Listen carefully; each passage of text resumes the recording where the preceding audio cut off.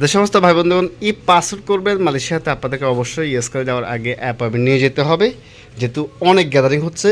যে ইএসকেল তো সেক্ষেত্রে আপনাদেরকে এই অ্যাপয়েন্টমেন্ট পেপারটি প্রিন্ট করবেন এবং কি তার পাশাপাশি যে আপনার ডেট অফ বার্থের যে আপনার সার্টিফিকেট রয়েছে জন্ম নিবন্ধন তার সাথে ম্যাচিং করে পাসপোর্ট থাকতে হবে এবং কি আপনার যে ভিসা কপিটি। তো এই সমস্ত ডকুমেন্ট নিয়ে কিন্তু একটি ফাইল করে সুন্দরভাবে আপনি ইএসকেলে গিয়ে আপনার ই পাসপোর্ট করতে পারবেন। আর সবাই চেষ্টা করবো আমরা ই পাসপোর্টটি 10 বছরের জন্য করার জন্য। যে সমস্ত ভাই বন্ধুরা আপনারা ই পাসপোর্ট করতে চাচ্ছেন বা ই পাসপোর্ট করবে, আপনারা অবশ্যই 10 বছরের জন্য ই পাসপোর্ট করবেন। যাদের কিনা বিগত সময় আপনারা এমআরপি পাসপোর্ট জমা দিয়েছেন, পাচ্ছেন না আপনার আগের এমআরপি পাসপোর্টটি, যেই ফটোকপি নিয়ে আমাদের হাইকমিশন যাবেন, ওইখান থেকে ক্যান্সেল করে আপনার ব্যাংক ড্রাফ এবং কি আপনার ডকুমেন্ট নিয়ে আসবেন।